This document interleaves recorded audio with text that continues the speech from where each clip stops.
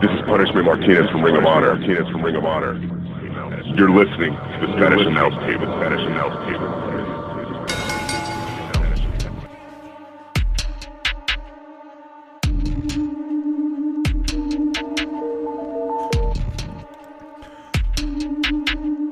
Back on the Spanish Announce Table.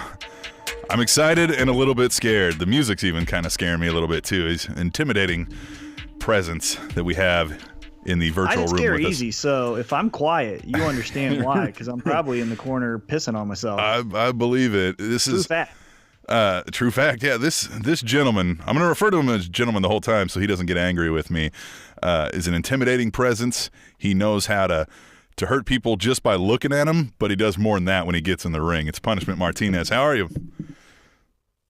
Doing good. Thanks for having me.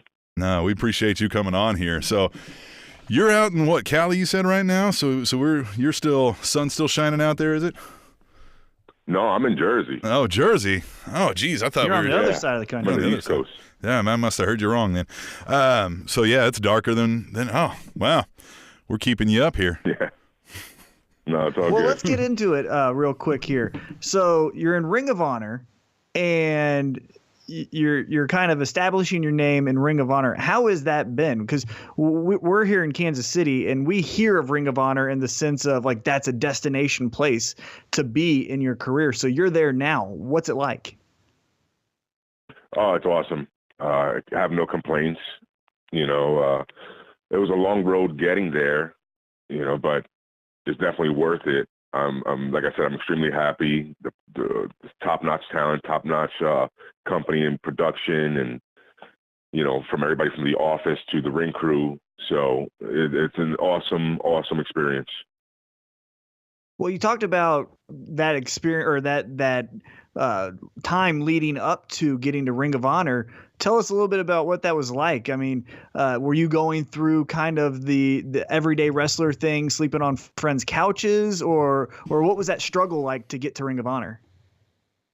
Yeah, it was a struggle. I mean, if for anybody that wants to, you know, make it in this business, you know, it's very rare you get lucky and you just join the business and you get opportunities right away. It's usually a long journey, and it's one that's usually very difficult.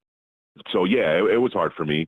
You know, juggling between, you know, working regular jobs and then having to train, and the school at the time was 2.5 hours from where I lived. So, and this is trying to train 3 times a week while maintaining a job to pay the bills, plus pay the tuition to the school. So it was really hard. I think for me personally, it took me a lot longer than I would have liked. But it was on me. It was because I didn't take it as seriously as I should have.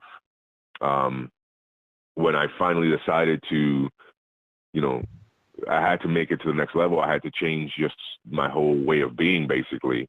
And at the time, you know, things were actually financially better for me. I had a decent job, and you know, with the paid apartment and everything. But it came down to I had to make a decision where I was going to do that or continue wrestling, and I chose wrestling. But when I did that, I had to make a decision to go full throttle and give it 100%, which I had never done in 8 years that I was in the business. So once I did that, and when I mean give full throttle, I mean I was out of shape. I wrestled maybe once a month and just kind of coasted on my size because I was surrounded by the wrong people, basically just telling me, hey, you know, you're gonna be great. You're gonna be fine in this business. You got the size and the look and the charisma. But at the end of the day, that's not what I needed to hear. I needed somebody to just pretty much put me in my place and tell me, hey, you look like shit, you know. And finally, I did that, surrounded myself around the right people, and I lost 100 pounds, got in really good shape, and really started hustling to get seen and noticed and known, but by the right people, not just in front of 30 people in, you know, the middle of nowhere. I was trying to get in front of important producers and important agents and important personalities that can give me opportunities. Well, what led to that decision to go 100% in on pro wrestling? Was it watching a wrestling match, being at a wrestling show, fed up at your 9 to 5? What led you to go, all right, I'm going to be a pro wrestler and I'm going to lose all this weight and get in the best shape of my life? Like I said, I mean, I was wrestling for years, and it was just I was in the same rut, and basically it was. I mean, I was unhappy with the way that I was living my life. I was a train wreck, and like I said, boss man at the time gave me the option. He said, "Hey, we want you to stay on board working for us, but you got to stop doing that wrestling thing you do because we need you here more on the weekends." And it just at that moment, it was like I had a moment of clarity, and I was like, "What am I doing with my life? Like, this is not what I want. That's what I want to do. So I have to like change stuff up, And it was a mixture of that, and it was like all around the same time where I was surrounded by, like I said, the right people who were telling me the right things. Where I had a conversation with Gerald Briscoe, and he told me, he was like, "Why don't you get in shape?" And he's kind of like, "I don't know," like I didn't think I had to because nobody really ever told me, "Hey, get in shape and you'll get a job." Sure. So when he said that to me, like, "Hey, you could get a job, just get in shape," and I was like, "Really?" And I was like, that easy. And then it was just like I said, a combination of things, and basically, like I said, it was a moment of clarity, and I was like, I gotta change my life, and I pretty much told him, "Hey, you got my 2 weeks notice." Wow. I left without knowing what I was going to do as far as for money, and I struggled for a very long time. But in the end, it was 100% worth it. And now I help coach at the Monster Factory, and I tell every student not to be me. Do not wait. Make it happen now. Because while I made it, I could only imagine had I decided to dedicate myself 10 years ago like I did now. I mean, who knows? Sure. And that's definitely great advice. Well, let's rewind it a little bit. You mentioned starting out and driving 2.5 hours to the school. Were you a wrestling fan since, early childhood, or what made you, did you just go, "Man, I'm a big badass, I should go step in the ring"? How did that come about? No, I was a fan. As a kid, I was raised in Puerto Rico, and, wrestling is big in Puerto Rico, but they, at the time they had, their wrestling, which was really big. Right. And I mainly watched because all the kids watched, so they all had the toys and the action figures. So I had them too. But I didn't really watch because I loved it. I watched it because everybody else did it. And this way I could, play with everybody and whatnot. Mm-hmm. Like I remember things like there was WCW action figures, but we didn't get WCW in Puerto Rico. So I never even saw WCW. So I had a Sting action figure, but I didn't even know who he was at the time. Right. But then I forgot how old I was, but there was a moment where I was watching one of the wrestling shows, and I was flipping back and forth just because I thought it was interesting that it was on exactly the same time because it was on live, but it was on 2 different channels in English and in Spanish. And I was switching back and forth, and I was like, "Hey, Mom, look at this." And then it was the Undertaker segment with the Ultimate Warrior where he stuffed him in the casket and locked it, and everybody was trying to get him out because he couldn't breathe. Right. That moment got me so hooked because I was like, is he going to die? And from that moment on, I became obsessed with wrestling. Like that was the moment that got me obsessed. Nice. Where I could not miss a show, and I became a super fan. And that was the moment that I fell in love with wrestling. Okay. And then ever since then, I mean, then when I was, when I was younger, I moved back because I lived with my mom in Puerto Rico. And then I moved back with my dad. He lived in New York. So, and then he would take me to every single event that was at Madison Square Garden. Wow. So I went to a lot of live events. I went to a lot of pay-per-views and Raws. And so that was really cool. So what's the realization when you see Sting and realize Sting is who he is, and you're like, "Oh, that action figure, that makes sense." Yeah.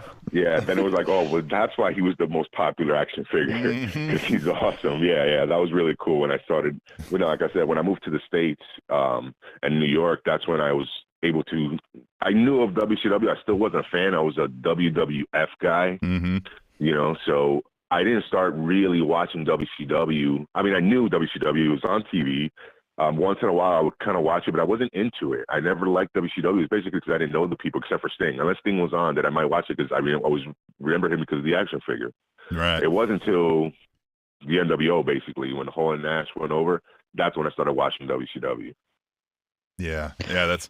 Well, when you were growing up, you mentioned that you got some size on you. You're a big boy there.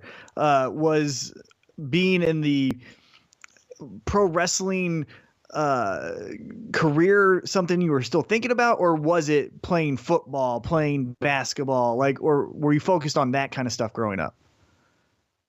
Growing up, I did martial arts because my dad owned martial arts school, so he trained me and taught me.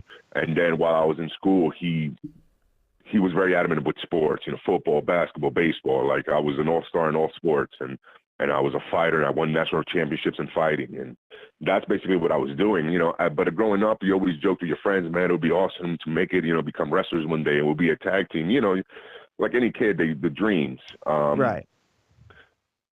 School was over, sports were gone, moved, so no more martial arts school. And then it was like, well, what am I going to do now? And a buddy of mine from high school that we used to always talk about it, he said, hey, why don't we do that wrestling thing we always talked about? Let's become wrestlers. And to me, I was like, yeah, it'd be great, but what do we do? Do we just show up and knock on the door and say, hey, we're wrestlers, or we want to be wrestlers? How do you do this? And he was like, no, we got to go to a school, man. And he looked them up, and we found the Monster Factory and tried out, paid the tuition, and joined, and that's pretty much how it came to be. And for those that are unfamiliar with your wrestling style, how would you describe it? If no one had seen one of your matches and we talked to you backstage and you're saying, hey, I'm going to walk out here and, put on the main event, what would we see? A mixture. I am a hybrid of different styles. So usually because of my character, I am more of a stand-up brawler, but you'll see me throw a lot of kicks because of my martial arts background. But I can grapple, I can submission wrestle. I pretty much, like I said, I can fly. I'm a hybrid of a little bit of everything. But it also depends who I'm in the ring with. If I'm in the ring with with somebody like smaller in stature, I'm not going to need to fly as much. But now if I'm in the ring with a guy my size or bigger, you'll see me pull out a little bit more to get the person down. So it all depends who my opponent is as well. But I'm very adaptable in different styles and different forms of pro wrestling. Yeah, I feel like you'd have to be, especially in a place like ROH, just with the amount of talent that goes through that place, that there's so many variances in style. But you are kind of one of the bigger guys to go through there. Does that ever start to pigeonhole you into anything you think? Because it's not known as being the land of the giants. It's obviously not the smallest people in the world. I mean, pro wrestlers are big guys, but does that ever kind of force your hand a little bit in the ring? I guess to a certain degree, but and that was another reason why I decided that I couldn't just be one-dimensional. I had to be able to adapt and be able to be different and do these different styles of wrestling, and mainly because yesteryear it was about the big man. The pro wrestling was, it was the big guys with the power moves, and now times have changed. So main eventers aren't the bigger guys anymore. I mean, they still are, but it's not like it used to be where it only depended on that. And guys Right. are just better athletes. They're quicker, faster, stronger. So I had to adapt as well. So I don't like to limit myself as just the big guy that's just going to come out here and be slow and throw a few boots and punches and hopefully hit a power move. I try to mix it up where you don't know what I'm going to do. And places like Ring of Honor kind of proves that I had to adapt, because if I didn't, I wouldn't have a job in Ring of Honor. Mm-hmm, mm-hmm. I had to be unique. I had to be special. And yeah, so Ring of Honor, like you said, the style, it kind of forces my hand a little bit, but I like the challenge. It makes me better because I'm more motivated to be more than the guy before me. I like that. And so you've also wrestled other places now. I mean, we've talked about ROH, but where else have you wrestled? Where do you want to wrestle? Well, I mean, as far as, major company, I'm under contract with Ring of Honor, so Sure. I'm happy where I am, and I've wrestled for New Japan as well. And that was awesome, and I would love to go back there and wrestle a little bit more regularly. So hopefully that's coming up within the next year. You'll see more opportunities open up there, but, those are main, short-term or even long-term goals is to, have more of a career in Japan as well. Sure. Especially with a partnership with Ring of Honor, it makes it a lot easier for us guys to be seen in different areas. Absolutely. And then independently, I'm a Monster Factory guy. We have our own little promotion in Jersey called the MFPW. I've been the champion there a few times, and I've wrestled there for most of my career. And then just local independents and the one-offs here and there. Right. Well, one question I have for you, because I've always wondered this from an outsider's perspective, what is that Ring of Honor New Japan relationship like for the workers? Like, can you contact New Japan and say, hey, I'm available in October on, the second weekend and third weekend, can I get out there? Or is it something where they contact you and say, hey, we have, a role for a big man in a tag team, for example, and we want you there? How does that work for the guys that are in each promotion with this partnership? So with the partnership, they're very respectful to each other. The companies are. So let's say they want me for, whatever the case may be. They're going to contact Ring of Honor and they're going to say, hey, would you mind if we use Punishment Martinez for this date because we want to do this? And if it's conflicting with Ring of Honor's dates, Ring of Honor might say, hey, we need him for these dates, but he's available for these, or say, yeah, no problem, but can you send us somebody else to kind of fill in the void that he's going to leave? And they're very good with communication and working with each other. But yeah, it's usually they communicate with each other, and then they our respected companies communicate with us. Okay. So how did the Punishment, and I think I've seen it under the Punisher name before too. How did that evolve? Was that something you always had in mind, or? Man, and this is real. Punisher was a name that I was given as a nickname since I was a teenager, and especially doing martial arts and fighting. Okay. It was because of my fighting. I was given that name. So when I started in pro wrestling, I remember I had never talked about a name or anything, and it was just like, all right, the ring announcer was filling out cards. He goes, "What's your name?" And I said, "The Punisher." Right. Yeah. And then he was like, "Really?" I said, "Yeah, just call me the Punisher." I was like, because that's what I've been going by for years anyway. And then in regards to Ring of Honor, it was just, hey, I'm not just a Punisher. I'm actually the actual Punishment. And it worked out better for them anyway because of Marvel and rights, sure. Just to avoid any type of situation for merchandise and legal reasons. It was just a better fit anyway. So that's where Punishment comes from. Well, it's certainly unique. I like that twist on it. That's for sure. Well, let's get into... Yeah, it's a little different. Yeah, it is a little bit different. I like that you're the whole punishment even. You're not just there to do the punishing. You are the punishment. That's a good twist on it. I like that. All right, we've got a fun segment we like to do with every guest. We like to get a little litmus test kind of where everybody's at by asking them the same 5 questions. But since we're the Spanish announce table, we couldn't just call it 5 questions. We had to call it... 5 preguntas. And we speak no Spanish, so we're not going to ask them in Spanish because you run circles around us, I'm sure.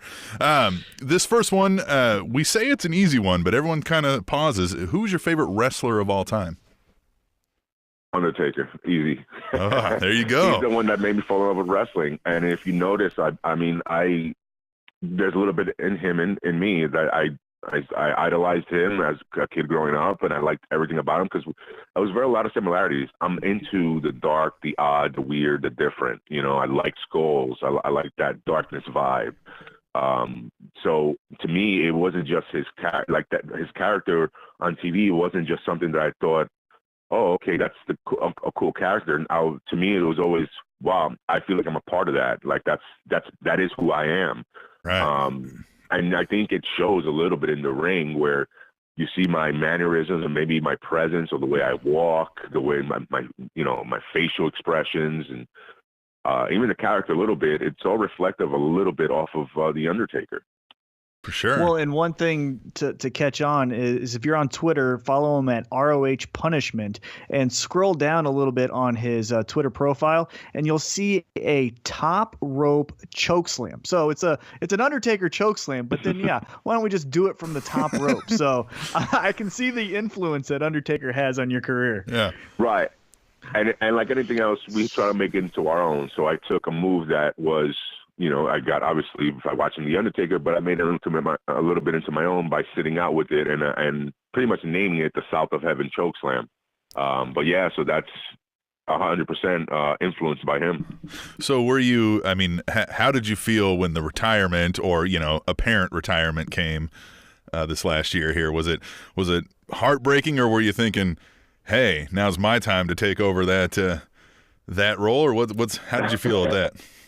Well, I don't think anybody can take over that role, so I like to be myself, Sure. But sure. it was heartbreaking in a way that you don't want to see, like, him not be around. Now, as far as, I get it. I mean, he's older now, and he can't perform the way he used to. So whether he's retired or going to maybe have a couple more matches, it's coming to the end anyway, and I understand it. But it's just heartbreaking that the time has gone.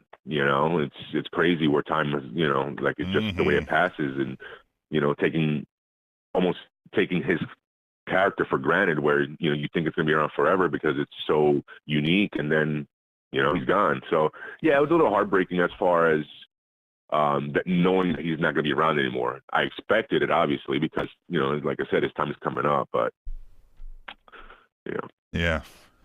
All right, let's get into question number 2. And as you can tell, we kind of have some offshooting questions off the main one. So this is question 2 still. Now, this is a 2-parter because you're a worker yourself. So what is your favorite match of all time? And then also, what is your favorite match that you have been in?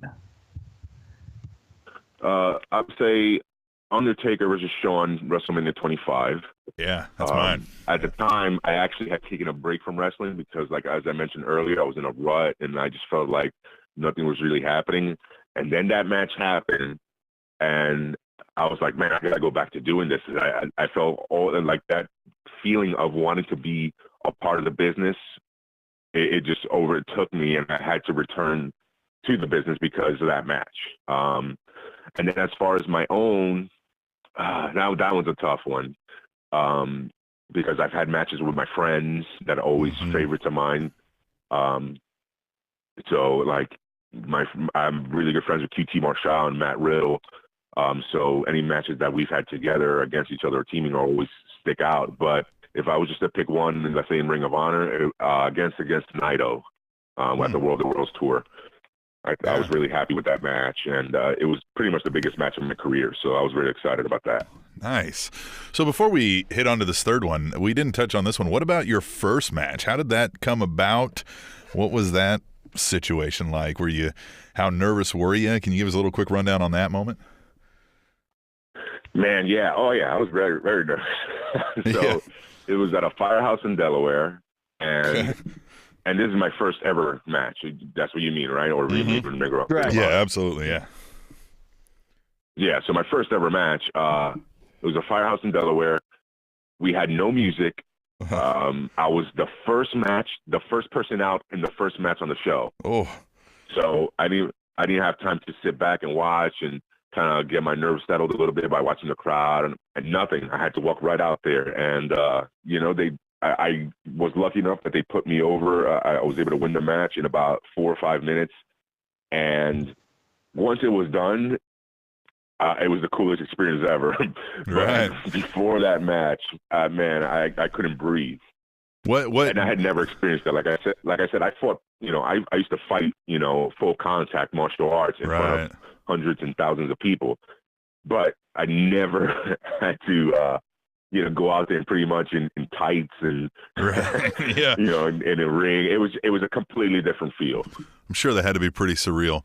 All right, so let's get into this third one then. Yeah. Who would you say is your biggest influence on this journey of professional wrestling of yours? Ooh, man, my father. Okay. He taught me how to fight, number one, and just everything he instilled in me growing up, and not quitting. And if I feel something is worth doing, do it. No matter what anybody says. He's always had my back. He was always supportive, and to this day, he's really, really, really heavy into me moving forward and achieving what I want my way. So I would say he is my most positive influence. Right. Does he go to your matches? Not anymore. He lives in Florida, but he did when he lived in New York, and I would wrestle locally. He would. Sure. That's awesome. All right, question number 4, and this is a little bit of a inside baseball talk here. So, what is your favorite pro wrestling term, and as far as babyface, heel, heat, things like that? What do you got a favorite pro wrestling term? Oh, gimmick. Yeah. Yeah. Gimmick. I just say that with everything. Like, hey, pass the gimmick, or what's that gimmick over there? And or what gimmick is he holding? Or just what's the name of that gimmick store? It doesn't matter. I use that term every day, all day. Have you ever used it twice in the same sentence? Have you found a way to do that? I'm sure. I think I just did. Right. Yeah. Exactly. Yeah. Right. Yeah, that's certainly a fun one. All right, so this 5th one it's kind of a hard one since you haven't actually met us in person, and it's not really a question. It's more of a hypothetical situation. But the 3 of us are going to pretend like we're sitting in a creative meeting, right? We're booking you, and we're going to book you to the top here, right? I mean, this is the biggest show of the year, biggest event. We're planning this out, far enough in advance, but we want your next big storyline, but it's going to be against my co-host T-Mac, and we need you to give us a storyline for it. You need a storyline with T-Mac. Yep. We can give you background info if you want some, or if you just got something in the holster, we can. No, I could come up with something right away. Okay. So basically, T-Mac is somebody that is gaining popularity, and since we're both new to the company, I feel like I'm going to be the next star, and he's taking my spotlight, basically. Mm-hmm. He does that. So, and that's my emphasis in pretty much whenever he'd be coming out in his entrance, or if he wins a match, you're going to see me attack him from behind and lay him out because I want that spotlight. So eventually we have the big time WrestleMania or Supercard or Wrestle Kingdom match. Sure. That basically says who's going to be the next star in this business. Right. So then the moment comes down, who's going over here? Oh, so I gotta go over, man. Right. Yes. If I'm partially the booker, isn't that what everybody does? Of course. You book yourself over. Absolutely. All right, so let's get some plugs in here. We've said the Twitter. We got RoH Punishment, obviously, their websites and their television shows. Is there anything else you need to plug or let people direct towards, or what? Yeah, I mean, if you just follow me on Twitter, basically you'll follow anything I do. And I have links up to my merch. And yeah, and you can also follow me at the Monster Factory, where I help coach now. And for anything else, RoHWrestling.com, and you could follow anything I do with the company there as well. All right, that's perfect. That's easy money, and go follow them and help them out too. Buy some merch, man. You guys always need a little extra change in the pocket. That's right. That's right. Well, hey, man, we totally appreciate you coming on. We will make sure you get tagged up when we get this all posted up, and it's been a blast, man. Hey, man, that was great, and appreciate it. No, thank you. That was fun. All right, Punishment Martinez, man. You said it. The guy's voice intimidates you alone. Yeah, he did a liner before we started the interview, and I told him straight up. I go, "Hey, man, that scared the shit out of me. That's pretty great." That was that was awesome. Hey, he was telling his Twitter, and I don't know if he got around to giving what it is, so I'll just give it again. It's at RoH Punishment. So follow him on that. Again, you'll see a top rope choke slam. I mean, he's working in RoH, so he's working with top talent, getting better every day. He's coaching as it is, so he's getting better as far as just learning your craft. Because in my opinion, the best way to get better is to try to teach others what you know, and then that way it pushes yourself to new limits. So that's great. He's working with guys like Matt Riddle and Naito, so it's going to be awesome in-ring entertainment from him. And again, he sounded like a great guy. I mean, that was the first time talking to him, and it went by like the breeze, as they say. Yeah. And seemed very personable. Awesome. Yeah, he seemed very personable and very likable, which is why you should go. You're right, which is why you should go buy tickets to watch him, buy some shirts to support him, buy some of our shirts on cafepress.com/Spanish Announce Table to support us. We also have those Amazon links and everything that we talk about throughout the show, and collar and elbow and all those kind of things. But yeah, if he has any work on high spots, check that out too, and go through our link to get any of the old ROH events that he was a part of, and watch it there for that ass. Yep, you can find all of that right on the front page of SpanishAnnounceTable.net. But it's time for us to stop plugging and get out of here until next week when we'll come back for 2:15. And a reminder, we want those emails next week. We're recording on the 7-year anniversary of the greatest match of all time, Melina versus Alicia Fox.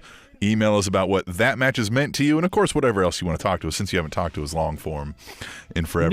New listeners, that's sarcasm. Right. No, it's table show. Send it in, but that's not tableshow@gmail.com. New listeners, old listeners, heavy set talking to you. We didn't mention your name last week when we were listing off old listeners, but where you guys at?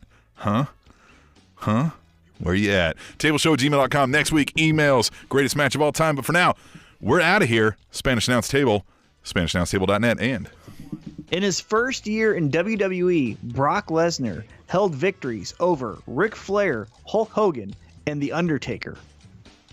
Goddamn. TrendingTopicsNetwork.com. Like me.